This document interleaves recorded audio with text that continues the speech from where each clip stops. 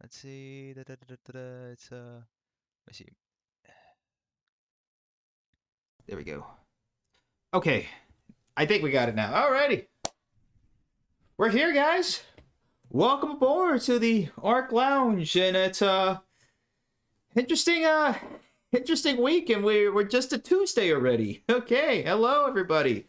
What's going on over in YouTube? Osman Hussein from Cupertino, California. Brightline fan from Bonao, Dominican Republic. It's more than just the America. Okay, we can hear you on both sides. Okay, good.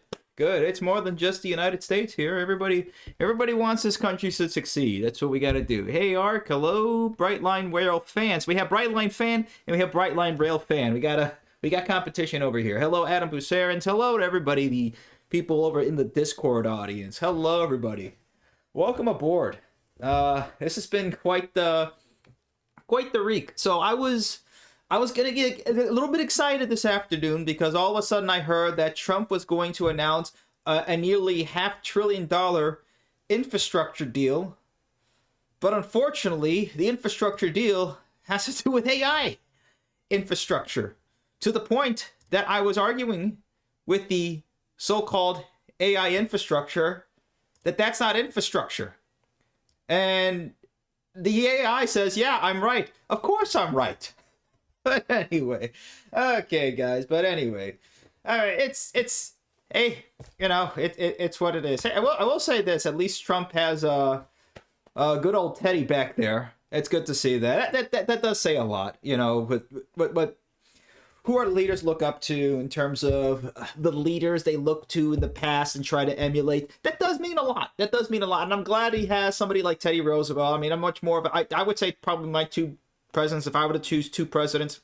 Well, first Andrew Jackson. That's by far my top pick, and then Teddy Roosevelt. I mean, those two embody the American spirit to a T. To a T. All right, but let's get this show on the road over here. Let's keep going. Let me put the YouTube chat over here. I don't know why he keeps not putting the YouTube chat. Here we go. Let's get this going so we can all see. Yeah, welcome to the club, Brightline Rail fan. Yeah, that's funny. Okay, let's pop out the chat over here. Copy. Okay. This is going to be a nice chill stream. We'll all just talk about the day and the news, what's going on, because there's a new Surface Transportation Board chairman. I don't know how this last name is officially pronounced, but that guy, you know what he... Patrick J. I'm going to say Fuchs. Okay, I'm going to say Fuchs. Just to be safe, so YouTube doesn't just shut me down for saying it over and over again. But we have a new agency chair who's been praised by shippers and railroads. Just speaking of shippers, the strike isn't happening anymore. The port strike. That's not happening. So that's good. So yeah, there's some good stuff going on. And speaking of good stuff. Oh wow, 50 likes already. Okay, it's making the rounds, guys. We're officially a niche internet celebrity over here. The club is becoming a niche internet celebrity. So it was a little the thumbnail is Prime AI Slop, a Prime USDA Prime Cut AI Slop. We gotta love our AI slop. Thanks to the Trump administration's $500 billion commitment to AI infrastructure, we will soon be able to make more detailed images of Trump building actual infrastructure without 6 fingers. Because I can count 1, 2, 3, 4, 5. I don't even know if that's a thumb. So I think that's 6 fingers. But anyway, guys, let's enjoy the day. Come on, let's... I was a big Trump fan when he started, and yeah, I'm not so much on board or whatever. It is what it is. I'm not gonna fall for it, but if I expect disappointment, you can't be disappointed, right? But hey, let's give it a chance. Let's enjoy. Hey, we gave the Biden administration a chance, and that actually came out well. We got a whole bunch of billions of dollars for rail projects, so we can't complain about that. Okay, hey, as terrible as it is, the price of eggs going up, 5 times what it was, but.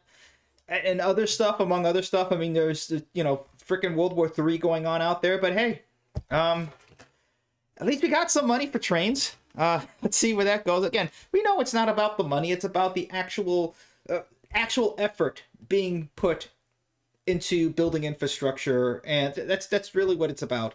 And it's not a priority, unfortunately, in this country. Maybe it will become. Let's see. I don't know. But anyway, let's get people on board over here, shall we? We got Minor Tree, we got Brightline Fan. Let's bring everybody up on here and just start talking. Loud and clear, man. And I think it's picking you up on the monitor. Yep, it's good. Okay. Hold on. Wait. It's not picking you up on the monitor now. My bad. I didn't lie. This thing is just not, there we go. Okay. All right. I think it's working now. It's working now? Yep. Okay, good. Now the monitor's picking you up. Okay, that was weird. Yeah, so your number one president imbues the spirit of visiting a friend's funeral, and then when someone tries to shoot you twice and they fail, you get the moral obligation to beat them with a cane. I know, that was just a badass part of his life. I mean, to the point where they had to take him off the guy because he was beating him barely. I mean, and this was an old Andrew Jackson. This was an old Hickory. To the point that he was, 6'3", but he was like weighing 140 pounds. I mean, he was like, or not even that, like 130 pounds. I mean, he was frail at this point. And he got to the point that he was taking the cane and beating this guy, his would-be assassin, to the point of death. I mean, that's insane. And I mean, he's been in I don't know how many duels. I mean, come on, the dude is as American can be. Come on. Yeah, but I do have some bad news. I came back from a trip over the weekend, and now it's snowing here in Houston area. Oh, I told you it was going to catch up to you. Though we're only having an inch and a half of snow, we will rebuild. Oh man, it was crazy when I heard that there was snow in Louisiana. That one of our company's locations, like our Louisiana location, is closed for the day. We're like, wait, the snow? What's going on in Louisiana? It's just nuts. It's snowing down in the Gulf of America now. By the way, guys, it's the Gulf of America, officially. Yeah, I mean, he's like, yeah, let's take over Canada. Let's buy up Greenland for the third time. Let's take over parts of Mexico, and since Belize already speaks English, it would be easy to annex them without any issues, though the rest of Central America might not like the idea that much. It's weird. I don't know why he's putting so much effort. I mean, I get it. I understand that it's for mainly economic, getting raw materials and having the military bases over in Greenland for international security issues, but I mean, our own country's in kind of a pickle over here. So, what, we're gonna give more Greenland more strodes? No, we don't. We like San Diego's burning now too. So I mean, why do we need to open that up? But he did talk about building Trump Tower in Nook, Greenland, so he could be bringing in the international tourists to visit there more often. Hey, I wouldn't mind going to Greenland. I've always wanted to go there. I mean, it's so I don't know how right this is or how correct this is, but apparently the names for Greenland and Iceland were switched by the King of Denmark at the time. I think it was in the 1200s or whatever, in order to just bring more people over to Greenland rather than Iceland, because the names were switched before.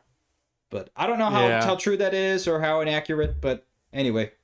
That's something. Yeah, but if we annex Canada, we lose the world's longest two nation states borders ever, and half of it is just a single straight line. I don't even want Canada. Please no. I mean, I've been to Calgary, but wasn't impressed that much.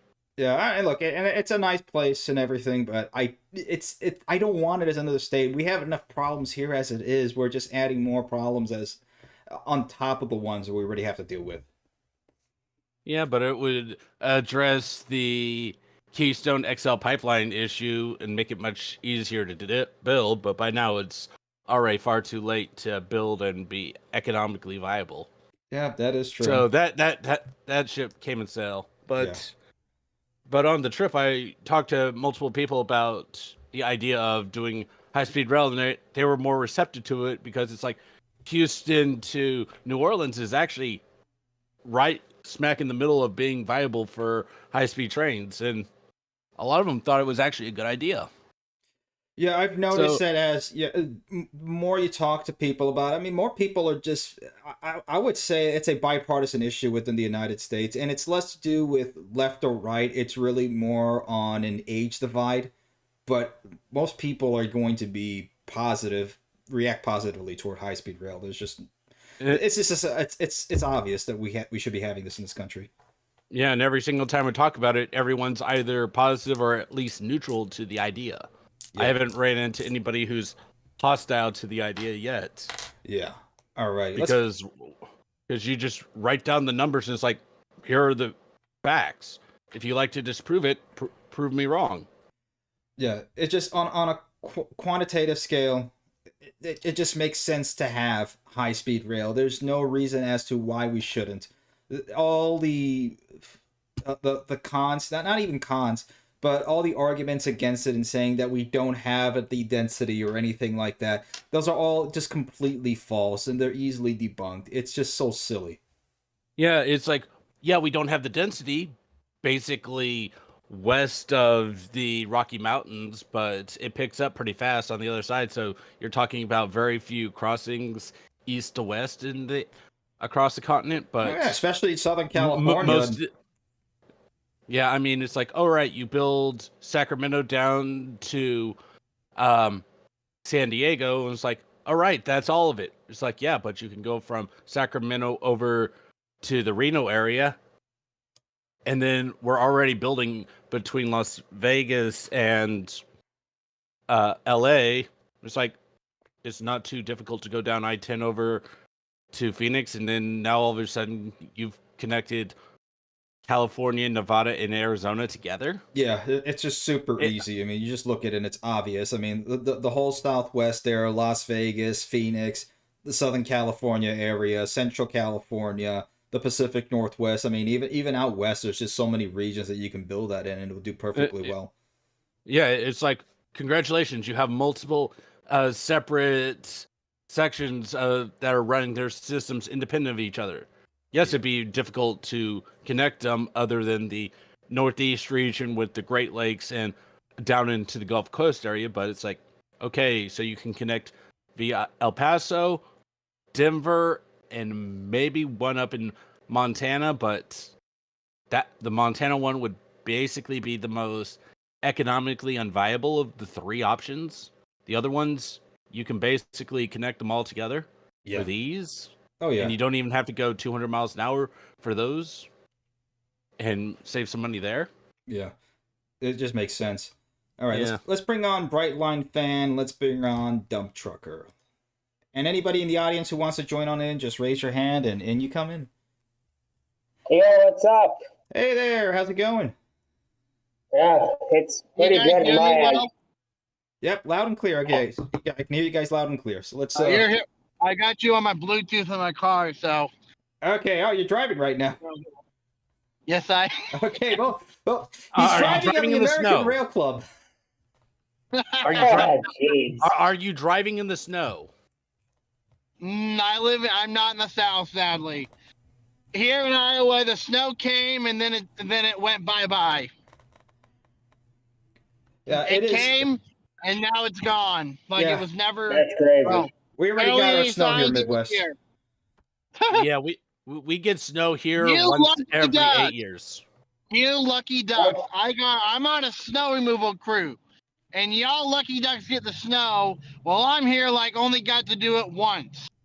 that's funny. But we don't have snow. They get paid cash for it. We don't have snow removal crews here. We don't even have the equipment. Yeah, well, I know it took you guys by surprise. Yeah, the minute it snowed in like, Texas, the whole state is shut down. It's Well, over for Texas. I know The they in Dallas. We're going to Galveston, Texas, next week, and it's like, dude, it just snowed there. Yeah, Don't worry, it warms up. It'll melt. It will melt. We promise you that. yeah. I mean, It's gone before you know it. yeah, it's supposed to be above freezing weather by Friday, both day and night. So the snow will be gone before you'd even get here. Yeah. well, Well, lucky I live down here in the And I'm Dominican. assuming, We never get snow. Yeah, Brightline fan. Is it snowing down in the Dominican Republic? No, it's not. No, it's not. It's getting cold though, but not. Other than that, well, there's no snow. if any of you saw my I hate winter helpline, it went, we can help out. Yeah. Let me see what's going on in the I chat put over it- here. Adam Bucer saying it was snowing in. general. Yeah, snowing in New York City about 2 days ago. It is still icy outside. Yeah, it is currently 1 degree, 1 whole degree over here in Indianapolis. And I made the silly decision to go hiking out on Sunday, and the whole entire trail was just ice. Right, and this is a state park trail. I usually go to Fort Benjamin Harrison over here, and I try to go like on the dirt trails and in hilly areas. The whole entire trail was ice, so it was just an absolutely painful 2.5 miles. I had to just go off the side onto the actual snow, or else I was going to be slipping down hills and everything like that, and be the laughing Rookie stock of the mistake. squirrels. Yeah, no, it was terrible. Rookie mistake. Oh, That man. was a rookie mistake. Don't do it again. It wasn't like I would say. Look, I've been hiking in the snow plenty of times. I thought there was going to be like, okay, there was like an inch of snow that happened the day before. There'll be at least a good little barrier of snow, but no, it wasn't. Ah, there we are. Got some Chimay over here having the good stuff. It's a good day to celebrate. Why not? Yeah, and I put a Oh, good I- meme in the Great day to live be stream alive. chat. You might want to show it to the rest of the group. All right. Ooh, man, that's frothy. Oops. But once you're finished pouring your drink. Yeah. Okay. You guys are. This is the lounge. Get Okay. some drinks over here, guys.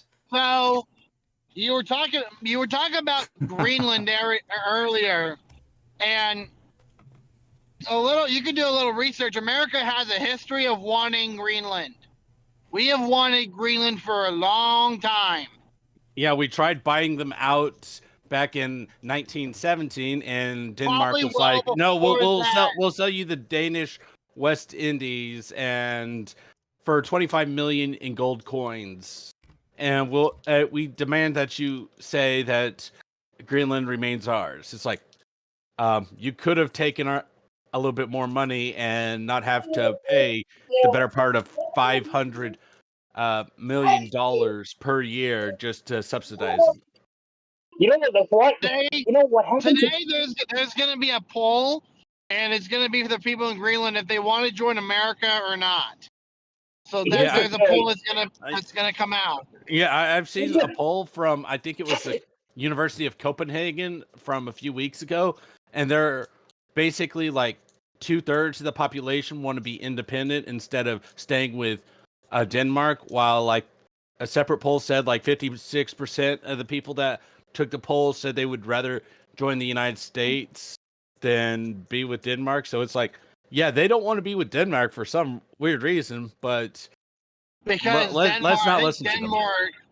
I think Denmark has a little bit stricter law than America does. So Well, to the point that a lot of the environmental laws of Denmark basically forbid Greenlanders to use their own natural resources if they want to export those, because their main export right now is mainly fish, and even in that, they're capped of how much fish they can be able to fish off the shores of Greenland. So they're saying that they're being kneecapped by Denmark and they want to get out. But it's what it is. Let's see how that goes. I mean, hey, look, I mean, Romania can vote whichever way it wants to, but if the EU doesn't like it, the election is invalid. So it tends to happen a lot with European countries, that they'll vote one way, and democracy says, no, you voted the wrong way. The election's invalid.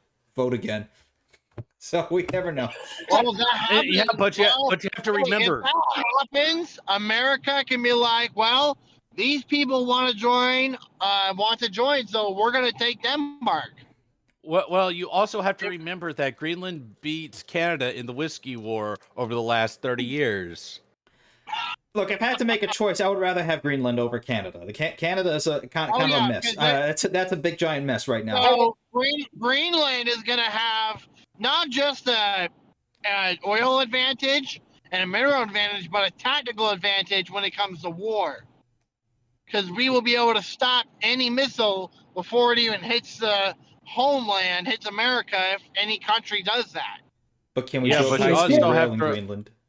Yeah, I Here's the mean, thing. once you look into it, it's like Canada only exists because it's got peaceful neighbors, and 70%, like and 80% of their 70%, population's within 100 miles. If we and wanted to take 70%, them over, like it 80 would take an afternoon. like 70% of Canada's population lives below one line. Yeah. So Did it's you guys- like, eh, Like, Canada doesn't really own that land up there, I'm pretty sure. They just Did you claim guys- it's theirs. Yeah, I mean, we'll just take it over and we'll give the Yukon over to Alaska or something. jeez. Yeah. Did you know that there was one time that the United States actually occupied Greenland in 1943 during World War II? Yeah, during the war, Denmark basically got conquered in 6 hours, and then the UK decided, you know what, we're going to do the honorable thing and conquer Iceland and Greenland, so no one else could, and Exactly. they were not happy. Wait, and then they're like, Wait, all right, let's be reasonable and let's give over the occupation to the United States, and then the United States gets pulled in. It's like, okay. wait, hold on. So wait, Denmark, when they fell, Denmark they, controlled its own lands, the Faroe Islands, Iceland, and Greenland at the start of World War II. And then when Germany invaded, Denmark surrendered 6 hours later.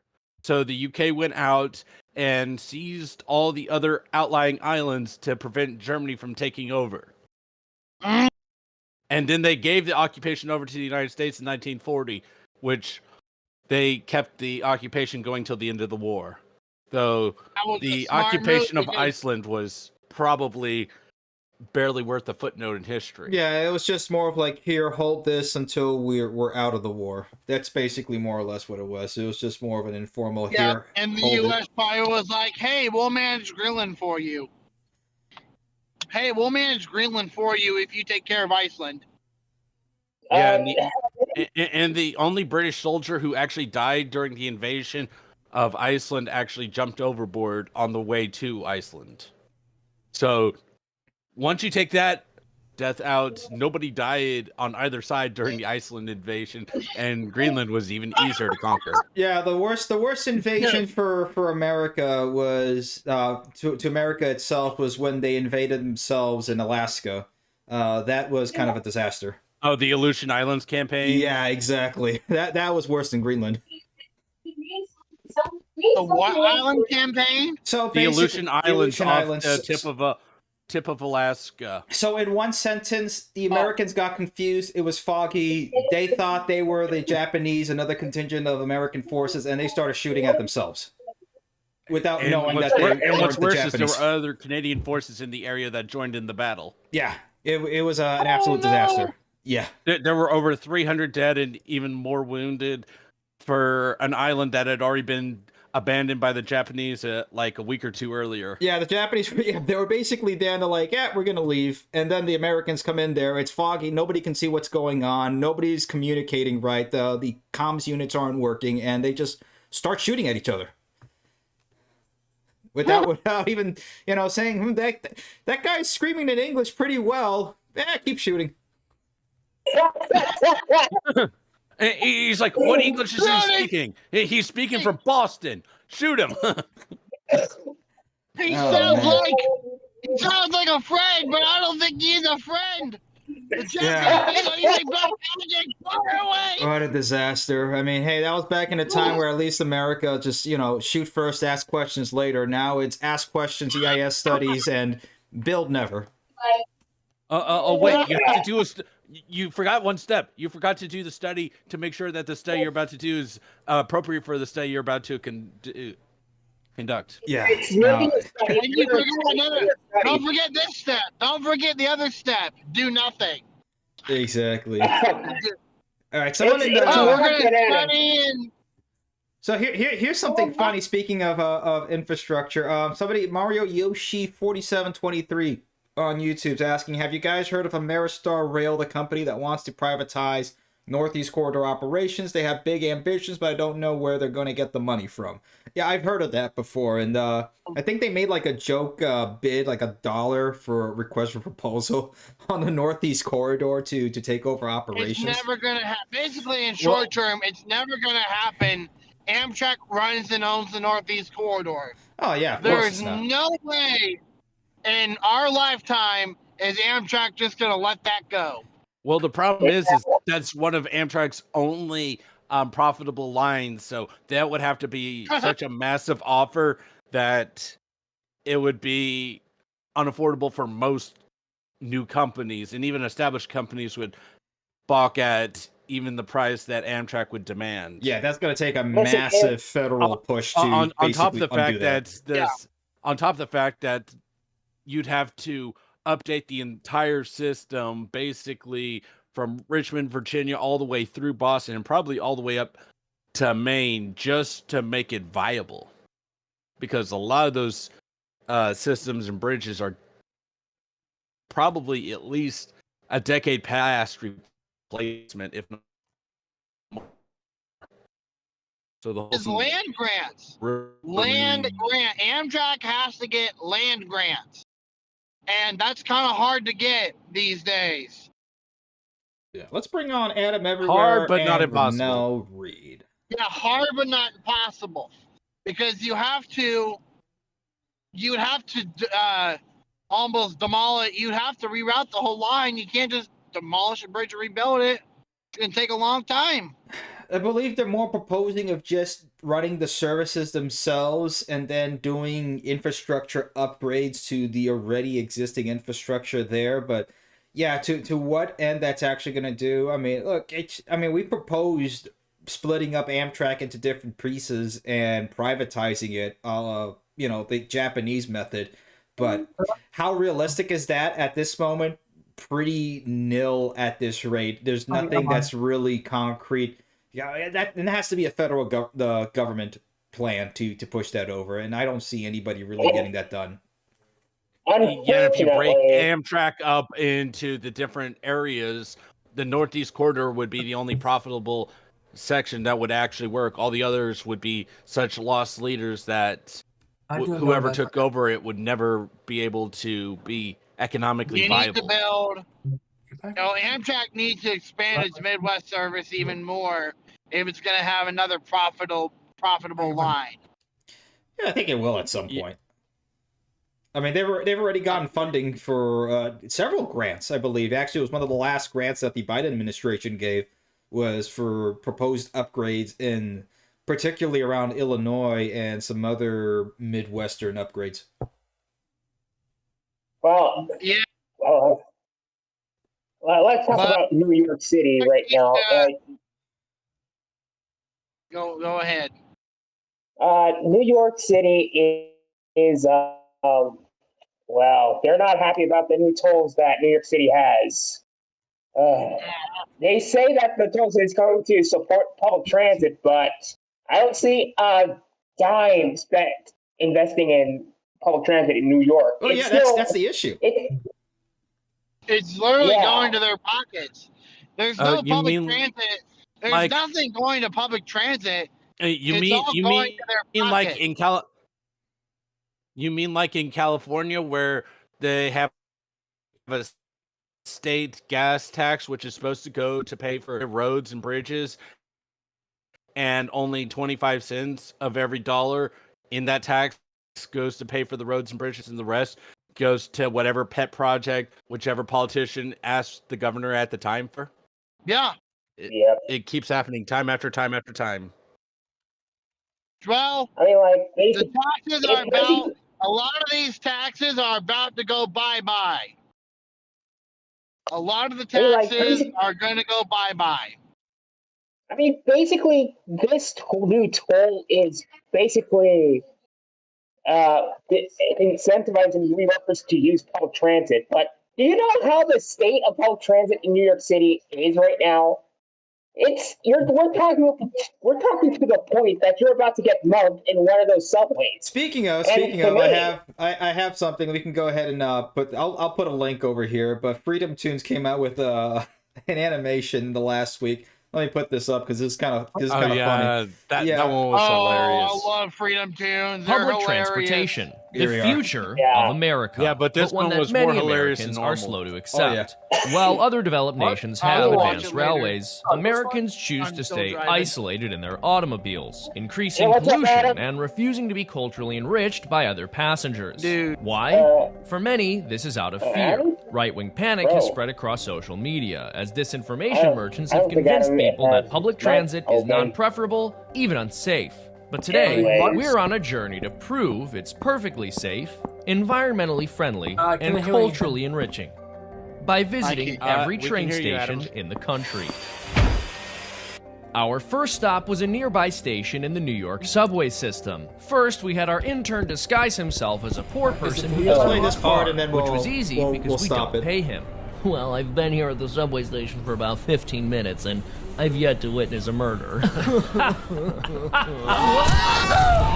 A statistical anomaly occurred. Given how out of the ordinary this was, we saw no Oh Tell me man. about it. Okay, so yeah, so that's basically that's the problem. That's why nobody wants to ride on the subway anymore. It's that they don't feel safe. We've talked about this for years on this channel. There's a guy who's a YouTuber who kind of digs into that, who a little bit dug into that. Like, New York City promises this, but then it never happens. They put National Guard in the subways, but they were just for show. Yeah, they left the minute Katie Hochul, whatever her name is, Holchel, whatever, Kathy. And the minute Kathy left, they were gone. I mean, There's no this is a National Guard down there right now. They're only there This maybe is- for New Year's Eve, and then that's it. Yeah, Well, listen, this is they're a not- perfect excuse for NIMBYs to bring up. Like, seriously, whenever they point an example of they actually bring excuses up always into meetings like this, and they'll actually bring up this subway system and say, "Look, this is why public transit is less insecure. We need to stop public transit. We need to stop public transit." And they bring this stuff. I'm like, no, it's not public transit that is increasing crime. I mean, yeah, It's bad policy. yeah this is It's the same bad city. policies that is usually at. I mean, Yeah, it's bad policies that induce crime, which then happens around public transit, which then gets the bad rap. it does Exactly. sadly get the bad rap. look, you And- don't have these statistical anomalies when you ride the trains in Tokyo. This doesn't happen. This is the difference. Yeah, I mean, what the So last we're last putting- time they had a massive, it was like a dozen people, not even, during like a sarin attack, and that was just like some psychopath that went ahead and did that. This is like a daily occurrence on the New York subway system where somebody's getting burned, But stabbed, or Trump- beat to death. Hey, Bro, Trump is yeah. going to change this. Trump is going to change things. When you get rid of the outliers like the illegals, you're going to see maybe a dip in the crime rate a little bit. Because the Yeah, ones who are listen. committing the crimes are going to be gone. Yeah, I Listen, mean in the that's message- already happening because the CBP one Yeah. appointments are gone. That's it. Like this picture, Yeah, they're Trump all shut holding their down the- phones. Bye bye, get out. You're not coming in. Bye bye. There's gonna be a lot of people. It was nice. Yeah, Those but- countries, because what sucks is those countries sent their problems here. We'll take their people, but they sent their problems to us. Yeah, and it's not like they're We're fixing their problems. It's not like the only Central American country that's really fixed up anything is El Salvador, to the point that now El Salvadorians are actually moving back to El Salvador. So that's Listen, something. And you you want to know why they did that? You want to know why that happened? Because El Salvador sent their problems to us. That's They true sent their too. bad guys to us. I mean, that's another They thing. said, that is America's fair. open borders. America's borders are open. Hey, criminals, go to America. You've got new people to terrorize. Yeah, that was the way they emptied out the prisons. It's either go to another country and terrorize them, or get locked away, and you may see your freedoms again in 15 to 20 years, assuming we're generous. Yeah, no, Pretty that's much. What's Send them funny? down, put up the wall, and this, and just start getting them out. This is a problem. We already have enough problems as it is. We don't have to have everybody else's problems over here as well. And honestly, we can let them in, but we need to let them in. Only let the ones who didn't commit a crime in. I mean, Let those going ones over the come border is already illegally is already a crime. That's already a crime as it is. It's illegal. It's a crime. Bingo. Yeah, there's a legal process to do it, and my sister-in-law's family was able to go through the process, but apparently that's asking way too much for some people. It's like, go through the process. We'll know what crimes you committed. And if you are a crime committer, you're not going to be let in. If you actively commit crimes, you're not going to be let in. Oh, speaking of, this is funny. So Ricardo Noel on YouTube is asking, has anyone heard about the spikes that were added on the subway turnstiles to keep fare invaders? Oh, I saw that. Bro, it's not going to do anything. It isn't. It's just going to hurt more people. That's not who saw the problem. It's going to do more harm than solve. At this point, I mean, yeah, it is going to harm them, but it's going to harm the people who try to get over full it. on walls. You should just put full on walls. I mean, they've had that. I've been through several. I mean, a whole bunch of different subway stations in New York. They have like top to bottom gated turnstiles that you can only go through. I mean, you can't go to them because it's like a prison. It's bars all the way from floor to ceiling. Speaking of you know what? You know what? I have a proposal. Even know what we some of them should in do? Chicago. You have some of them in Chicago as well. You have some of those round, those turnstile, full height turnstiles. Like you have them on old systems. Like even New York has some of them. Yeah. I got an idea. You know what we do? Full on airport security. Every subway entrance. No. Oh man. Might as well. We already tried something similar to that and it failed. Okay, yeah. Here, anyway, it's already failing in New York because here's a video of it. Somebody already evading it. Yep, they're just putting their hands on something else. So much for that. Look at one person just jumped it. Two people just jumped it. You can't stop the people. These people are going to actively commit crimes because they're choosing to. Yeah. You have to arrest them and lock them away for a little bit. Where is it? Where is it? There we go. In fact, we need Denmark. We need Denmark prisons. We need the Denmark prisons. No. Let's Let's make it fair. Let's just make it fair. What's the price of the ticket that they jumped on? Calculate all the times that they jumped on it, and then say you're going to pay back that plus a fine. And if it's not paid in 5 days or whatever, then you go to prison, and then you still have to pay the fine on top. No, see, I think it's Denmark. There is this European country that really fixed the prison idea. Oh, it you mean more Norway? like an apartment. Oh, Norway, thank you. It was more like an apartment building than a prison. Put them in there. Then they'll learn how to be in society. I don't think that's going to solve it. I'm more there was another one. It's like you build a prison, but it's more like small houses on an island with nothing else there. And it's like, we're going to send you there and you're going to find a way to survive. And this is on you. And the prison guards are going to basically be on the mainland, making sure you don't leave.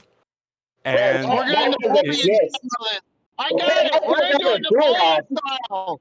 Lock him on an island and put 1,000,000 troops around him. Some sort of prison island. Look, I think it's also to do with just America used to be a high trust society because, okay, so here on the right-hand side, these are the turnstiles that they have in Japan.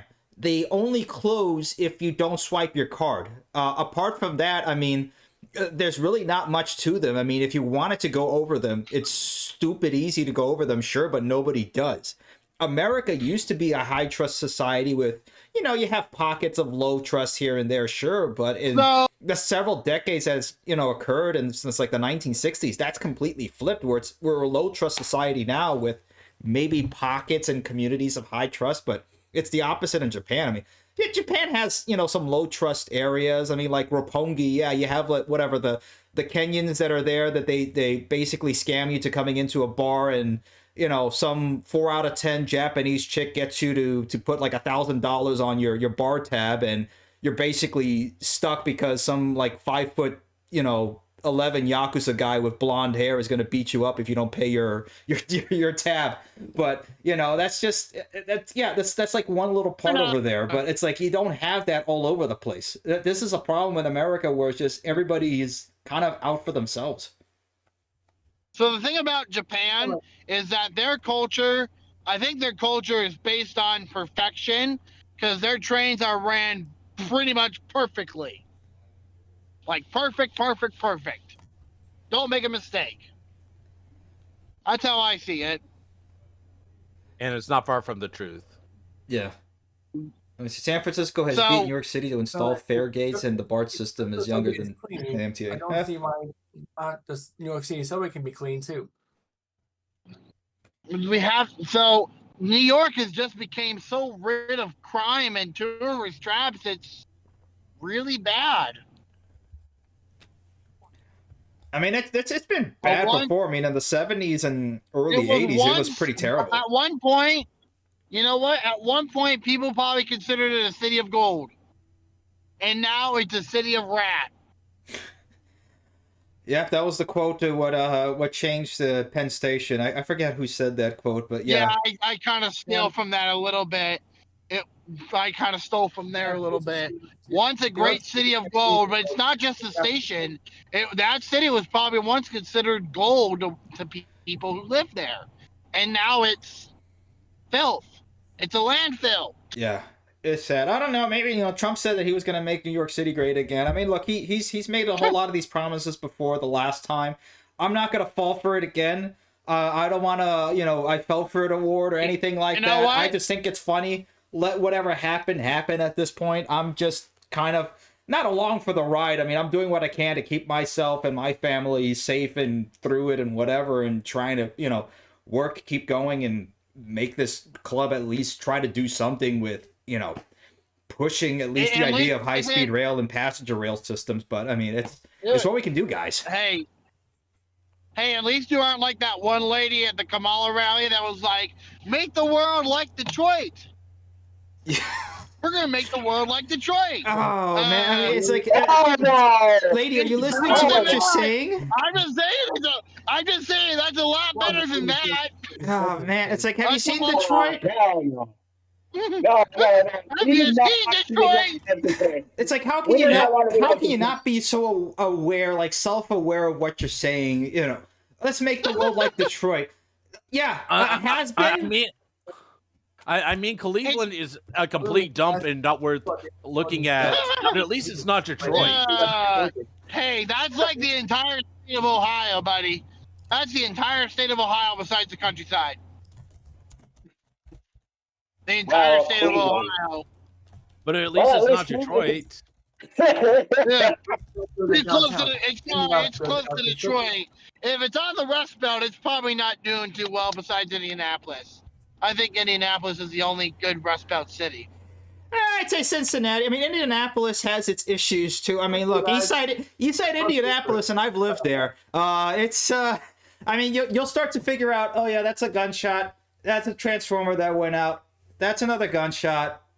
That's another one. Me and my dad, we were driving in St. Somebody crashed their car. We were going to a bowl game once. We took the wrong exit and ended up in East St. Louis. Okay, yeah, no, get out. Get out. You poor unfortunate soul. You poor unfortunate soul. East St. Louis. We saw a sign that said "Get out," and we're like, "Yep, we're gonna go the other way. Not here." Yeah, no, dude, East St. Louis is absolutely terrible. Whenever I've had to drive out west to either to Oklahoma or to Missouri, I speed as fast as I can through East St. Louis. I mean, look, nothing's gonna happen on the highway most of the time, but I mean, it's awful. No, I don't. Even you just look off the side of the highway. It's like, what the hell happened here? Yeah, even in Des Moines, we have some areas that we have an area that's like, steer away from there. Yeah, Gary is terrible Steer away in Indiana. Gary's I mean, not look, Gary is a yeah. letdown and shouldn't even be considered a city anymore. Personally, I think Gary, Indiana should become unincorporated. I mean, it's just sad Maybe- how many cities that we had that were just industrial powerhouses. I mean, Gary at one point was one of the most productive, and at one point one of the richest areas on the planet. The same thing with Detroit. I mean, all these Midwestern cities, and I mean, even California. I mean, Oakland was one of the greatest cities in the entire planet. And look at Oakland now; it's an absolute. The sports teams are leaving. It's terrible. If that's what they tell you it's gone bad, I don't know what will. Okay. Oh, Shock 20. Wait. Some good news. Shock 2957 with the $9.99 super chat. Thank you, man. $9.99. That is super specific. I like that. $9.99. Amtrak has a record ridership in 2024, 32 million. Yep, we covered that, and that's look. It's good. Look, more people want to ride transit. They want transit. Amtrak is a winner. Transit in general in the United States. People want to ride the trains. It's about making it to the point that it needs to be it needs to be world class. It needs to be safe. It needs to be convenient. It needs to be fast. If you can just cover all those points and more, you're good to go. It's not that hard to do it. Yeah, and one of the points I keep making, it's like we have one of the best freight railroads in the world, and it's underutilized, it's not very well maintained, and it really needs a massive amount of modernization. What railroad is that? The United States What freight railroad is railroads. that? Just the freight railroads, not the passengers. Well, even the freight. Well, where you go. Hold on. Because the former, the now where you go. The now former chair of the Surface Transportation Board is frustrated over Class 1 railroads' lack of growth.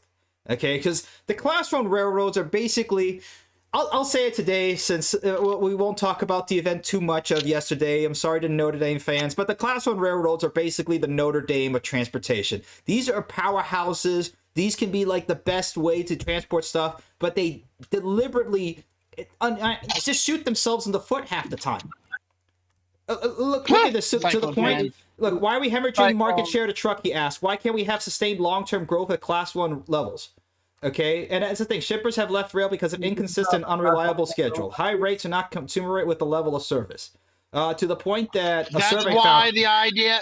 Look at that. 100% of large shippers told the lead truck to be superior to rail on customer experience. That's terrible. This is like... The best way to get stuff around the country is through rail. It's the most efficient way to do it, and the freight railroads are shooting themselves in the foot. And the worst part is it takes the same amount of time to move by train versus truck. And you have less rolling resistance, less air resistance, and less energy to move any unit of cargo regardless of weight. And you're still losing by several magnitudes. There's no excuse. Well, what's sucking is that we're seeing the effects of precision scheduled railroading right in front of us. Yeah, and I don't think safety has gone down. That's why they're going away, is because safety. Railroads have taken safety out of the picture, even though that's all they say they care about. Yeah, actually, that's all they claim they care about. The whole thing don't care anymore. Exactly. The whole thing about PSR, or precision scheduled railroading, was supposed to make it that the shareholders are winning over here. But look what it's doing. Shippers have left rail because of inconsistent, unreliable service. I mean, look, are you going to go and eat someplace at a restaurant that has inconsistent or unreliable service? No. It's the same thing when it comes to transit. You're not going to order or ask anything to be shipped via rail if, these companies like Norfolk Southern or Union Pacific, I mean, some of them are better than others, but I mean, if they just, completely go full PSR, nobody wants to be on that where, your stuff can be, it could be there the next day, but it's going to wait a week because it's not viable for the shareholders or for the statistics that they do every single month or on a 3-month basis on the quarter. Oh no, it's not going to make sense. So we're not going to put it on the next train out. That kind of sounds like Boeing with their 737 MAX. Remember that. I mean, they always put profits over safety. That's what's going on right now in America. No, they're incentivized for the stock price of the next quarter over profits and safety. Yeah, exactly. Because when your quarterly performance is up, it's great to show off to your stockholders. But when you're saying, hey, let's take the money that we should be putting to maintenance and let's put that into boosting up the share price, yeah, you have great share prices. But the equipment breaks down a lot more, and what equipment you do maintain doesn't last as long, so you have to replace it sooner. Paired that with very expensive equipment to begin with, and all of a sudden, all that stuff is going to have to be replaced much sooner than expected. And in the state, most of it is, it's going to be replaced relatively quickly. So their share price is going to plummet that moment. Yeah, I think this is a major issue when it comes to America right now, because at least there was at least a mandate and some sort of love for the American people of the captains of industry back then. If you want to talk about robber barons, the robber barons are the people who are in charge now. Those billionaires who, dress in t-shirts and really don't care. I mean, look at how fast, speaking of CEOs, like the United Healthcare CEO. I mean, I can't even Brian Thompson, whatever. That's, how quickly they replace him within hours. He was gone and out. They replaced one Hydra with another. That's the thing. It's like the minute that you're not doing records or you don't have a heartbeat, they'll put somebody else in line, and that's the problem with it. Is that they're putting. It's the country is not the first priority. Here's a theory into why the United CEO got killed. We'll go into it again. No, I won't. All right, okay, because we talked about this ad nauseum, but it's just like, yeah, look, we're all on the same page with this. People don't like being stepped on. People want to be cared about, and the nation should be put the first priority. And when we talk about the nation, it's not just the country, but it's the people that make up a country. It's not just numbers. A nation is not the GDP, the almighty GDP. And that's the problem with modern business right now, is that they're just chasing numbers, and those numbers don't give a damn about the people half the time. I know I'm ignoring most of the nuance on here, and I'm just going over it really quickly. But that's really the biggest problem in this country, is that we become so atomized and so disconnected from our communities that no one really cares. I mean, look at what's going on in Los Angeles now. They're not going to be able to rebuild that quickly. And forget just Los Angeles, now San Diego too. But you have I just saw that too. I know, it's just, this is nuts. This is nuts. And then they caught somebody in Griffith Park trying to start another fire again. It burned like an acre or so before they caught the guy. But Lahaina's still reeling. They haven't recovered. East Palestine still hasn't recovered. Appalachia and North Carolina still hasn't recovered. I mean, there are so many places just in disasters alone in this country in the last 4 years that are still reeling, that can't be able to rebuild anymore because nobody really cares about them, and it's not a priority in this country. Our priorities are not put straight. Yeah, and that's why there are a lot. That's why I feel like in our country, fundraisers are going to be more important nowadays, like to fix stuff like this. Yeah.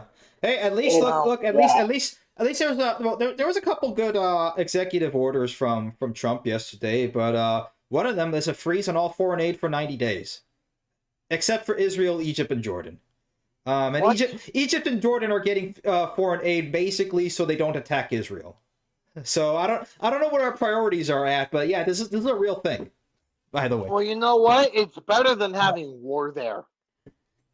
Yeah, and that's the thing. I mean, and I'm gonna go real quick into it because I don't. It takes me off so much. But if you give them aid, they're gonna be forced to get along. Because you know what? Trump could say, "Get along or face the consequences." Yeah, I don't know if that's really the way he's doing it, but I mean, look, they just had a ceasefire in Gaza, and now Israel's going into the West Bank. So, like, can you just please stop? Can you stop, please? Is this what we're giving you money for? So you can just start another war somewhere else now? Who knows at this point?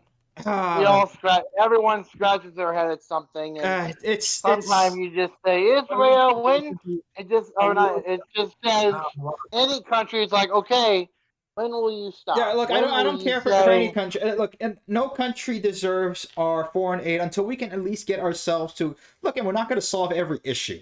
Okay, homelessness is not going to be solved, and the country's not going to be perfect. No, we're not. We're not going to be perfect. But we did homelessness to ourselves over time. Yeah, but we at least get ourselves to a level, to a benchmark that we can at least go from there and say, okay, we're at an all right place. We have, viable infrastructure. We have easily available jobs.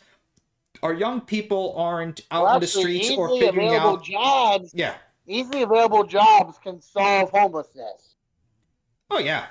Because here's the thing, but mainly the homelessness issue is mainly a social cohesion issue, because a lot of these people, most of them are, 95% of them are on drugs. And to the drugs, there are so much on point that, look, if you're down on your luck and you have friends and you have family, yeah, you can go couch surfing and people will allow you to be on your home, or you can live at home. And, there's still millennials that are living at home or living with parents and stuff like that. Yeah, perfectly fine. But the problem with a lot of the homeless is that they're so either on drugs, and a lot of the veterans too, they've been so messed up that they create problems for people that nobody wants to have them in their homes. So that's why they're left out on the streets. So you have a mental illness issue because of the lack of social cohesion. There's no... These people, like, especially a lot of these veterans, I mean, they could easily be able to, if the country was in such a great place, they could have a good paying, like, blue-collar job that can pay them enough a family wage to be able to, like a guy at GM used to be you could be a janitor at GM and be able to afford a home, be able to have 4 kids, have your wife live at home, and have your home paid off. We can have that here again in this country. It's just, it needs to be a priority. Yeah, and when it comes to homeless, everyone who becomes homeless that really wants to get back on their feet, a lot of times they can get back on their feet in like 3 to 6 months. But those who are either want to stay homeless or are drug addicted, and so they can't be stable enough to hold a home, there's not a lot you can do unless they want to help themselves. And a lot of times they would rather stay homeless on the streets so they can get their drugs than actually get the help that they need to get back in society. Yeah. And so you're left sad. with the catch-22. That sounds depressing. Like, they rather cope with drugs rather than improve themselves. It's kind of depressing. Yeah, but when you believe that you have no control over your life and the situation surrounding it, why improve yourself? And a lot of them just have that kind of a mindset. Because if you believe that fate has it in against you, then there's nothing you can do. But if you say you are the determiner of your own fate, even if you get thrown out on the street, you're going to find a way to pick yourself back up and return to the heights that you believe you're destined to go to. And I think it's the mindset. Yeah. Yeah, a lot of it is mindset and a lot of it is addiction. But we've seen time and time again, those who want to recover from addiction can. It's just a choice. And the problem is a lot of them are not willing to make that choice. And the ones that do, we celebrate them. Fact. That's absolute fact. If we celebrated those who recover from addiction and go from addicted homeless person to successful and reintegrated into society, you could start seeing a slow turnaround, but that's going to be 5 years minimum of us doing it on a whole societal level. Yeah, and that's the thing. It can be done. I mean, there was a video that just came out a couple, just in the last maybe day or so, about how much effort they put into changing up the White House for the next president to come in, and within 6 hours, they basically redo the entire White House like this. Like they have it down pat to the minute, and it's like, wait a second. So our government can go ahead. And like the whole comments, like if you go through the comment section of this video, I'll put it in the chat after this. But like the whole comment section is like, wait a second, so you can do this, but if you're in the VA, it takes you 6 months. They can do this in 6 hours, but a veteran in this VA takes like 6 months to get any sort of help. Or the people in Lahaina are still, a year later, they can't get any help or anything like that. Or the people over in East Palestine, 2 years later, they can't get whatever $600 or whatever it is that they were supposed to get from the government. It's ridiculous. Hey, guy, I'm gonna find this video now. There was someone that went there and asked the people how it was going. They got their money and the railroad covered for like hotel stays and stuff, and then they got taxed. That's nuts. $10. That's flipping nuts. It is. Changing rails on a more positive subject over here. Shock 2957 with another $9.99 super chat, man. Thank you. Amtrak Cardinal route being upgraded from 3 times a week to a daily route. Wow, that is a big win. The Cardinal, that runs. Amtrak Cardinal is going to be a daily route now? Yeah, that's what he's saying. Let me check on that, but yeah, between New York and like to Indianapolis and Chicago, that's a pretty big deal. Hold on a second. Let me see Amtrak Cardinal. That's a huge W. I know that several months ago I actually rode on the Cardinal, and I actually asked one of the conductors, are you guys going to bring daily Cardinal service back? And he said, we don't have the equipment. I mean, they can be given the equipment. This is just so silly. It's really terrible. Wait, daily cargo? Let me see. Amtrak doesn't need cargo anymore. Okay, I'm trying to see. Okay, Shock. Daily I'm cargo trying. Daily? Daily Cardinal. Daily Cardinal. Okay, so I'm not seeing any news of this. I'm looking on. Route. Yeah, I'm looking on Google X. I'm looking everywhere. Heck, I'm even looking on Bing. I'm not seeing anything about the Cardinal being upgraded to a daily route over here. Let me see. All I'm seeing is from December 8th, 2023. Yeah. I mean, that would be cool. I mean, honestly, if they were able to bring that back, I would honestly consider going on the Cardinal to go over to New York from Indianapolis. That would be great. So Amtrak, here I'm seeing that Amtrak could consider upgrading the line. Maybe you're getting that confused with something else. That could be. I think, maybe in the last... probably in one of the last Biden grants for the FRA, that could be possible. I mean, that should be... Look, most of these routes should be a daily route. It shouldn't be like a 3-time and like 2 o'clock in the 2 a.m. in the morning to go ahead and take a... Who's gonna ride a train at 2 a.m. in the morning? And it's the only train you can take in the day. That's nuts. I mean, I don't know what they're doing with this over here. Well, okay, Renell, I'm trying to get you on the... Okay, this is weird. Well, the Midwest route will expand, but some states just don't feel the need for it, and that's really sad. Yeah. All right, I'm trying to bring Renell onto... Renell, try cutting Discord and coming back in again, because it's not letting me take you in for some reason. I don't know why, but it's not working for some reason. I don't know. Discord bugs, we love it. Yeah. Yeah. Look, I'm literally... and if everybody else, I'm literally connecting. Invite to speak. Okay, I'm clicking it, and it's not letting me in. It's not letting him in. Which sucks because he tried to speak last time and it did the same sort of thing. I don't know what the hell is going on. Yeah, I think Discord hates him. I don't know, man, dude. Okay, Renell, try getting off and back on again. But anyway. But when it comes to many of those Amtrak lines, a daily train is good and all, but for many of them, if it's not an hourly service, it's not going to be used all that much. Yeah, I mean, it needs to be. Yeah. So that, plus you gotta have it at, you want to do it when people are gonna ride it, like 5 a.m. The Bereals train at 5 a.m. would work, because people will be up at 5 a.m. They're willing to get up at 5 a.m. Yeah, look, if you have that, that's fine. Here's what I find. This is a weird thing with bodies. But your body is like, if you get before, you're tired. If you get an hour later, you're just fine. Weird. I'm gonna post an article about progress made on new rail service in New York State. Hold on, I'm gonna send an article right now. Progress being made in Scranton, New York City rail service. So they're making progress there in Scranton, New York. Oh yeah, see, conductor. Okay. Oh yeah.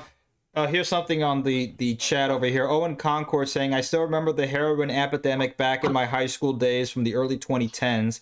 It was one of the things that ruined my millennial generation besides college wokeness. Yeah, that's true. Look, the Sackler family isn't in jail. And they basically, created that whole entire epidemic. That's the problem. These people are just getting away with literal murder. I mean, how many people suffer through, not just the direct deaths. I mean, it was like 200,000 people or so died from that, but the millions upon millions of people who were affected by that, their families, their loved ones, their spouses, the people around them, their friends, the communities that were destroyed by the opium epidemic. The heroin epidemic. I mean, this is nuts. These people are just getting away with just destroying towns and making money off of it, and they're still walking around. The cyclists are still walking around. I mean, look, that's if Luigi needs to be called for somebody, I mean, that's there you go. You know who capitalizes on this? The drug dealers.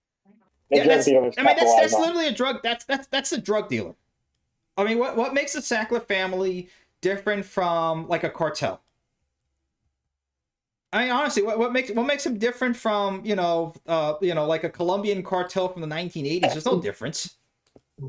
Political connections in the country that they're in. Yeah, this is oh man, this is crazy. Okay, Renell, I don't know why it's not letting you in, man. But if you want to put anything in the chat, just let me know, and we'll get back into it. Let me see. Back in the day when railroads destroyed towns, how did families get the money to rebuild? Renell's in. There we are. Okay. Yay, now you can hear me. Okay, good, man. How's it going? We can Long hear time you. no hear, man. Can you hear me? We can hear you loud and clear. Sorry, not had to restart and log all the way back in, but I'm a little late to the game, but I'm here. As long as you hear this, good. I heard you guys talking about Amtrak and the NEC. I'd like to see one day an article where it says faster Brightline trains to begin running along between the DC and NYC on the neck as Amtrak monopoly falls. Holy smokes! The Amtrak monopoly ain't falling right now. Yeah. I'm gonna say that right now. I mean, it's much. That is a monopoly that you cannot get rid of. Shoot, as simply cool, as because cool as that would be. Amtrak has operated that line for years. Yeah, as cool as that would be, that's not happening. I mean, I wish it did. I mean, that should be something that should be opened up. I mean, if they really wanted to go ahead and boost the Northeast Corridor, I mean, first a massive federal program. And look, instead of the 90 days, I mean, how much do we spend in 90 days for foreign aid? Let me see. Let me ask Grok instead of arguing with Grok. Let me ask Grok a question. I think we spent. I'm gonna give a rough estimate, probably in millions. In foreign wars and other crap. Let me see. On total foreign aid, let me just ask Grok. Aid. Millions. That's almost 90 we spent millions. Days. And make sure in the United States. As much as I'd like to see that happen, maybe it will, maybe it won't. Let's see. We all wish it would happen. Okay, here we go. Hold on. The United States typically allocates around $68 billion annually for foreign aid, excluding additional funds like those for Ukraine. Over a 90-day period, this translates to approximately $15.5 billion. Do you know how much $15.5 billion, if we were to actually use it correctly, could fix up the Northeast Corridor? That would be a lot. A lot more than just fixing, my friend. It would construction which you need to replace. That would basically modernize at least a good portion of the main lines, not including the bridges and tunnels. Yeah. Oh, that would modernize everything on the Northeast Corridor. Per year. But That'd be- Amtrak is about to pull off a really, personally, I think, a stupid maneuver, and they're gonna take the ACS 64 is out of Avalians. service. Well, Avalians, ACS 64 is out of service. Yeah, but aren't they being upgraded? The ACS 64s are going to get put out of service in a few years. Why? Because they're new transit sets that are coming in. Arrow. Only new train The set. arrows are going to come in, and in a few years, you could say bye-bye to those ACS 64s that haven't even reached a full 10 years of service.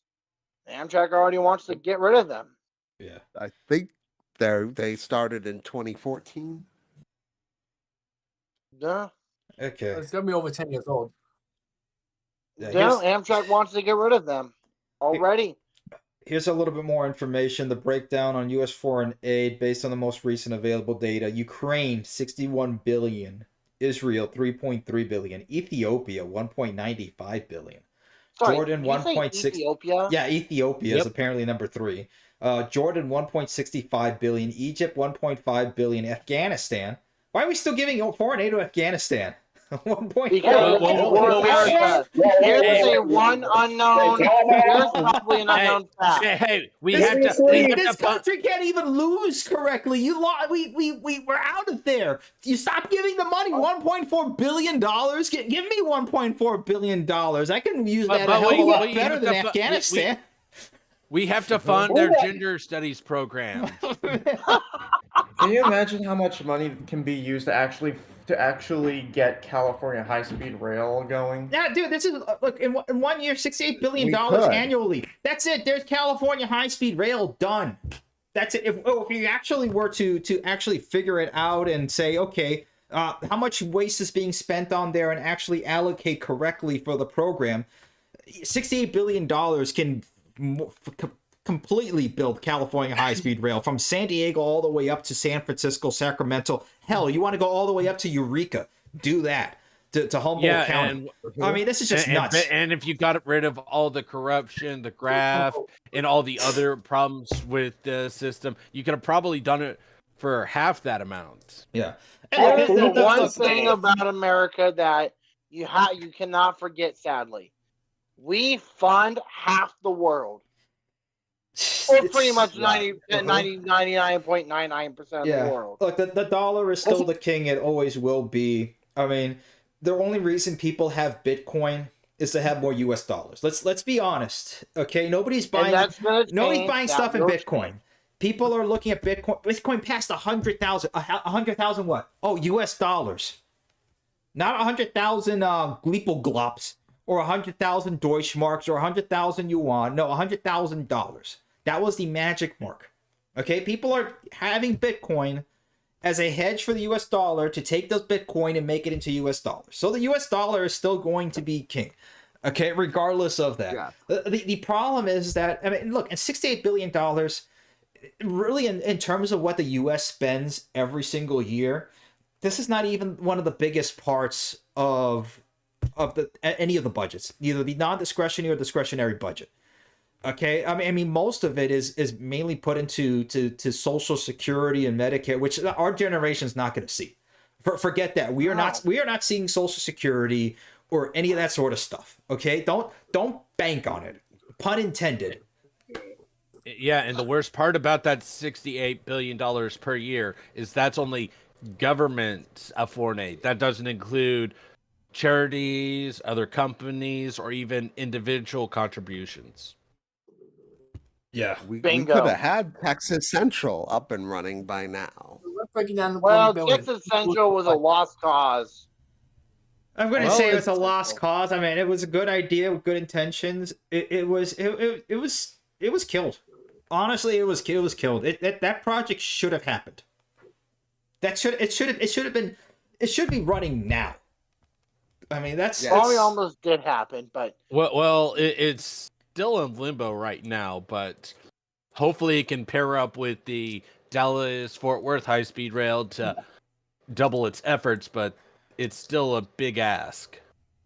Let me But see. if it's going to start be built, it's probably going to be either live or die this year. Yeah. And we'll probably know by October. live or let die. Boom. I don't know. I mean, look, the first Trump administration, Texas high-speed rail was actually pretty high on the list of priorities for what projects. Yeah, At and the, I at the gotta time it bring was, up that but list. things have changed. Yeah. It's dipping to his toes.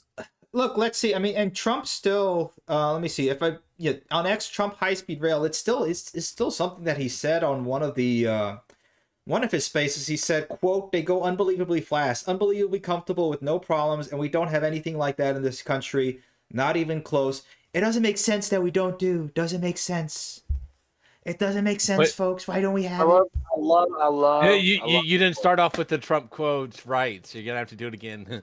Okay, I'll do it all again. They go unbelievably fast, unbelievably comfortable with no problems, and we don't have anything like that in this country, not even close. It doesn't make sense why we don't. He says we have trains that go chug, chug, chug. Yeah, he said. I mean, so he knows. Look, that's the thing. Like 100 years ago. Yeah, he's built infrastructure. He's rebuilt. I mean, he's had places close to New York Central, and I wouldn't say he's a rail fan, but he's not against railroads. I would say he likes railroads. He's not a complete rail buff or rail fan or anything like that. No. But he would be on our side. I don't think I trust a rail fan to run a country. Well, I heavy root on it. The last thing I need is someone to spend billions in dollars in something that may not even get used. Yeah, it's. I'd say he's slightly in favor of rail. You know Donald Trump as a businessman. I mean, look. Listen, I remember. If somebody were to go to him, Stuff. that's the thing. We need to bring this, and we need to keep him on the loop. Or at least, look, it's not that we're going to go to Trump and do any of that. Let's not have any pie in the sky fantasies about that. But at least let's push it in the public mind. Yeah, exactly. Let's push it in the public mind to make this the thing that's going on. And it's happening on Twitter, where I see more and more when people talk about high-speed rail, people are more like positive to the idea. Like Minor Tree said, more people like high-speed rail. This is something what we can all agree on. It can happen. It's just a matter of pushing this, making this a priority, making this something that the government says we're going to support. It doesn't have to be just funding, because funding is not the only thing that's going to make it happen. There's unlimited funding all over the place. It's prioritizing the nation, the American people, prioritizing, manufacturing here within the United States. We can do it. There's a consensus about bringing high-speed rail to America. Here's the thing: both the Republicans and Democrats need to have a consensus.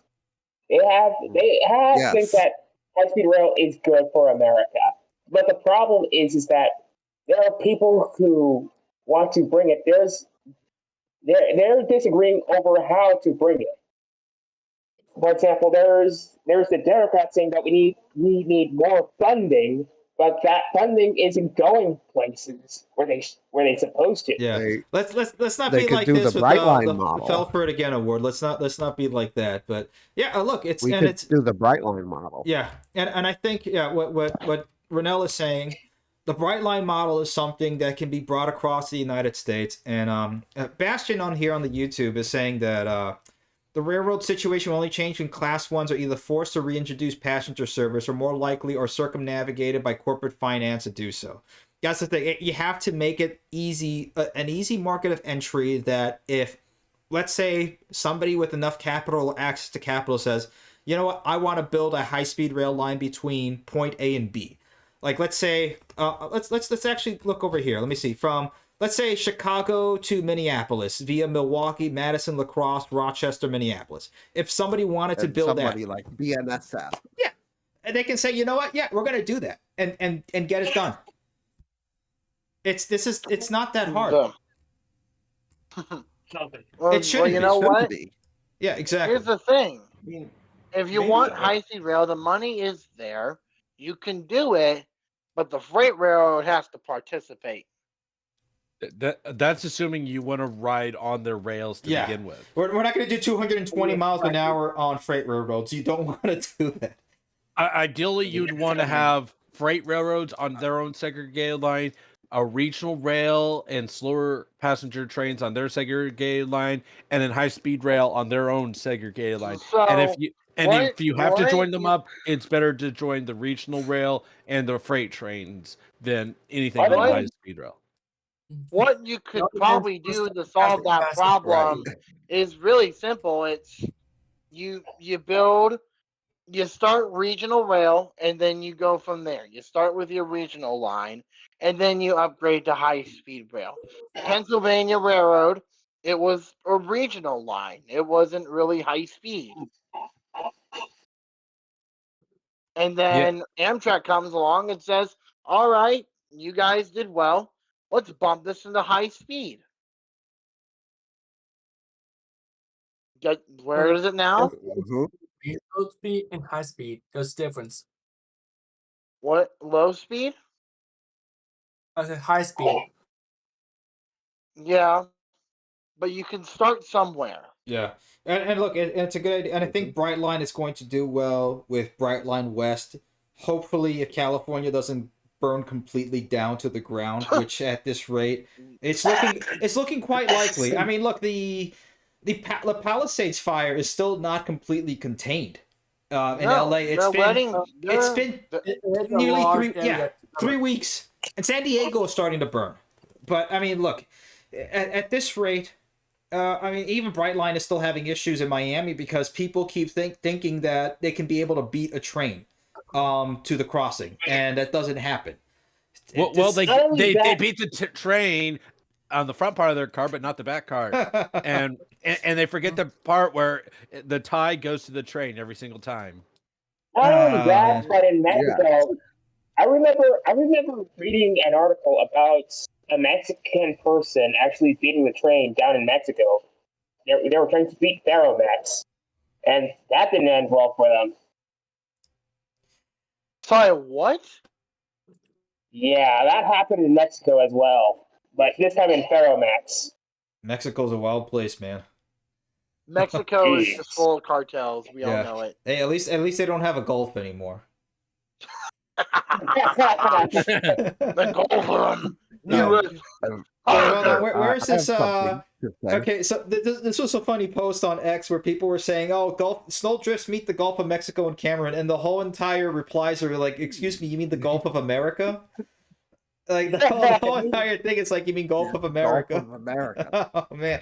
My dad's already calling it Gulf of America, and it's look, man, that's gonna be a hard adjustment. Technically, we have more land bordering the Gulf of America, so I mean, it should technically be called the Gulf of America. Look, I get it. And we're gonna take back Panama. Yeah, it was named still at a time where Mexico still had Texas, and Spain. If they weren't falling apart at that point, still had Florida. Parts of Louisiana and Alabama, but it's the guy who created Gulf of Mexico is probably rolling in his grave, like, oh. I don't think he even cares at this point. Let's see who created the term. Let's see where the etymology for Gulf of Mexico comes from. Let's see who actually named Gulf of Mexico. Gulf of America. The Gulf of America. Yeah, it's a little bit easier to say Gulf of Mexico. There's less syllables, but let me see. Gulf of America. And don't forget, we're taking back the Panama Canal. Okay, this website sucks. Let me just ask Grok. All right, Grok. Hey, if you want to look at HSR successful, look at Florida. Yeah, I mean, this business idea is something that can happen. It's working already in Florida. And look, within 10 years, Brightline is going to be successful in Florida, and they'll be making a profit everywhere. Every year. I don't doubt that. As long as things keep going this way. Look, I don't think magic number goes up every year is something that you can count on business. But it's something that at least look at Amtrak. Amtrak is doing well. They had a record year this year with terms of ridership. In 2020, without the COOF, they would have been able to actually break even. They almost broke even in 2019. So it's not that transit and trains. Their goal is to break even this year again. Yeah, and I think they will. If the economy does well, being given that nothing out of the ordinary, no sort of black swan events go ahead and derail 2020. Part 6 this year, but let's see. I don't know because I don't think we've ever. You know what? I don't think we've ever left 2020. Yeah, no, it's they're showing on the TV like stuff that happened during the summer of love of like Milwaukee and all that sort of stuff. I'm like, shit, that seemed like yesterday. I mean, excuse my language, but it's like the time has gone by. Like 2020 is just the whole decade just feels like a blur. Right. We're already halfway to 2030. Dude, don't not mention 2030 right now. Yeah. We're not ready for 2030. Oh, man. If you mention 2030, you know what's going to happen? I'm going to break your kneecaps. Disaster. There we go. We'll pull out the baseball bat. Okay, hold We on. will pull out the baseball bat. So this is funny. The Gulf of Mexico was originally named for the Nahuatl term for the Aztecs, Mexica. When Spanish explorers noted the Gulf, they named it the Golfo de Nueva España. So it was the Gulf of New Spain before, and then they changed it to the Gulf of Mexico. You know what? If Spain can name it the Gulf of New Spain, and then Mexico took it, you know what? We have it now. So it's Gulf of America. That's it. Done. Gulf of America. The USA. I don't want to hear it with Mexico. Okay, I don't want to hear it. Okay, they already have enough crap with us Cubans because we sent Hernando de Soto was from Cuba. I'm sorry, not de Soto. Shoot, now I'm messing up my history. No, Soto went to Peru. Cortez. Hernando Cortez from Cuba came from Cuba. Okay, so they already had enough crap with us. But you know what? No, we're taking it. It's Gulf of America now. Bye-bye. It's ours. Ours now. USA, baby. USA. USA. Well, if we're going to be on the Imperial bench for a while, might as well do Bay of Pigs Part 2. Yeah. I mean, at this point, they're all starving. You can just walk in. That would be easier. I mean, look, Greenland has two snow dog divisions there. I mean, what does Cuba have? A couple of old, some rusty old MiGs. They got some modern T-55s. Oh wait, they were modern at the time. Never mind. They probably don't even know how to work them anymore. Just go in there. They're probably running off of like a lot of diesel engines at this rate. They're so old. You know what? You know what they're running off of? They're like, we're running up. We have what was modern for World War II. Just bribe them with food at this rate, and they'll fold over. I mean, it's not that hard. Listen. Hey. Comma. That's all they need. Come on. And then they're like, I have some news regarding. They're like, World War II is modern. Then we show up, and then they're like, excuse me, my language. Oh shit! Yeah. Time to run. All right. Ronaldo, you had something to say? Okay. No, did the gunship pilots no, don't run. You'll just die tired. Okay, back on track. It's 9:30, so let's get this. Might as well just get shot by a bullet.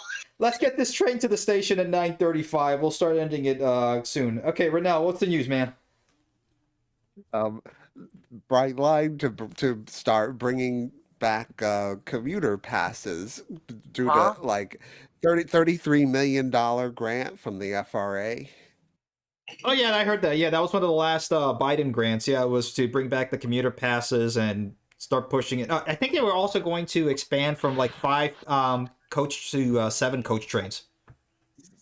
Yes. Yeah. So I mean And honestly, I think if Miami-Dade, Broward, and Palm Beach counties can really work on that, and FDOT, I mean, commuter passenger rail in something similar to Tri-Rail, but better than Tri-Rail on US 1, instant winner, because US 1 is an absolute nightmare to navigate.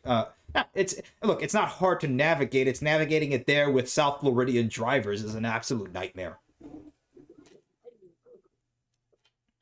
It can be done. This is not hard. Let me see. Oh, and somebody said in Bastion, and I mean, in 100 years of Fallout, it will be called the Gulf of New Texas. Yeah. It's all about power. If you can hold the name, you can hold the power. Yeah, why not? It's Gulf of America. That's it. I didn't even know that they renamed Mount McKinley to Mount Denali. When the hell did that happen? That happened right during before his Obama. inauguration. A while ago. Yeah, I know. Now I heard that happen. It's like, wait, I've always been calling it Mount McKinley. When was it called Mount Denali? Okay. Obama renamed it. Yeah, that's maybe. It's just weird. Yeah. Speaking of Mount McKinley, I think Donald Trump is actually an embodiment of Grover Cleveland, William McKinley, and Theodore Roosevelt all in one. Yeah, he's definitely emulating a lot of McKinley and Teddy Roosevelt. And I mean, Grover Cleveland, because Grover Cleveland lost his re-election and then came back afterwards. So, I mean, yeah, it's... I mean, if we go back to those sort of Gilded Age policies, I mean, why not? That was probably one of the greatest time in American history. Yeah. And Trump wants to make that happen again. Yeah, that's it. Again, I'm gonna see. Let's see what happens. I'm not gonna get my hopes up again. I'm not doing that. Don't do it. Do you think Trump will pull Brightline West funding? I don't think so. Like he did. He will not. I don't think so. It's a low chance of that happening. I see it less than 10%. That's fair. I was gonna say 15%, but okay, we'll go mind a tree's 10%. Mm-hmm. And I'm taking all bets if you want to take a bet. I think it's mainly due to the fact that a Brightline is something that's in his state. It's in his backyard. It's a private company. He sees it as something that is going to be a better, and also it'll be something to really just embarrass the state of California with California high-speed rail, that if a private company is and will build a high-speed rail line to the Los Angeles area before California even figures it out, I mean, that would be hilarious. It would be the blow. It would be the final blow. Yeah, and I think honestly, even better for Trump's for his administration, if he just take over, like if he funds the whole entire thing, like go a step further than the Biden administration, just fund the entire thing, and just go from there. Yeah, do it. It will be hilarious. If you do a stream on when that happens, I might have to get an oxygen tank because I'm going to be laughing too hard. Oh man. Yeah. Okay. I would be doing this. Gavin Newsom at that point. I mean, I just saw a post. It's like San Diego's on fire, California's on fire. How much stuff has to burn before he resigns? Yeah, Newsom is just at this. Look, and they tried to recall Newsom already before. And I mean, look, when I was in California, I mean, I've never. It's pretty. Honestly, I think it's more red than people put it out to be, because even in the Los Angeles County area, San Bernardino and Los Angeles County, again, I mean, you had 1 million people in the Los Angeles County vote for Trump, at least. And I mean, there were recall Newsom signs all over the place. There were Gadsden flags, don't tread on me, on trucks and on people's yards. I mean, California is probably a lot more red than people think it is. Very red. Yeah. It's a sign of a flip. Yeah, I think those. It's a great sign that California will flip. Yeah, I think they're just being. It's an occupied state. It really is, and I feel really bad for California, and I feel sorry for all the crap that I gave California. It's a beautiful state, great people, and I honestly I think California needs to be made great again. I think here in New York, it's more red than you people make it out to be. Oh yeah, New York too. Yeah. Well, here's what's going on. There are Everything else. counties that don't feel represented. Yeah. Look, Illinois And is like outside of Chicagoland. Illinois is completely red. It's like Outside of New York City, Yeah. it's red. it's just Outside crazy. Yeah, but it looks like we're going a little long here. Okay. If you wanna stop. Last chuckle for everybody, because this seems to be the thing everybody wants to keep talking about from yesterday, was Elon Musk's little gesture. So this let meme me is just clarify hilarious. They Look, think he just spurred. I don't think he really meant to do it. It's hilarious though. I mean, this isn't just. No, he didn't mean to. He's got a little bit of autism, like a variant of autism. So he was doing that as in, my heart goes out to you. I know. He didn't mean it like that. Oh man, but this meme though, the I love this meme format with Trump's face. It is. I have to see this. Is there a picture of it? I put it on my group chat. Elon, get in the car. We'll talk about this later. Oh man. Elon, get in the car. We need to talk about what you did. I don't know what you're talking about. Oh, It's this man. picture right here. Don't do it Oh again. man. Wait, and the picture, like during the inaugural speech, like between him, like there's two different types of autism. There's Elon Musk, and then there's Barron Trump. Barron Trump was not at all amused by any of their antics. He was just like a straight face. That dude, dude, I remember when he was just a kid. He was like, during I was still awake for that during when Trump first got elected, 3 a.m. in the morning in 2016. Man, what a night! But like Barron Trump was like almost falling asleep, and he was like a cute kid, and then like wow, he's grown. I mean, shoot, how much time has gone by? 8-9 years now. Wow, shoot, man. Wow. Hey, Demetrius, remember this? Remember this? I Oh, like my man. suitcase. I like my suitcase. Let me see. Wait, hold on. I'm trying to get the chat over here. Okay. Well, you know Remember what? It's actually never find this.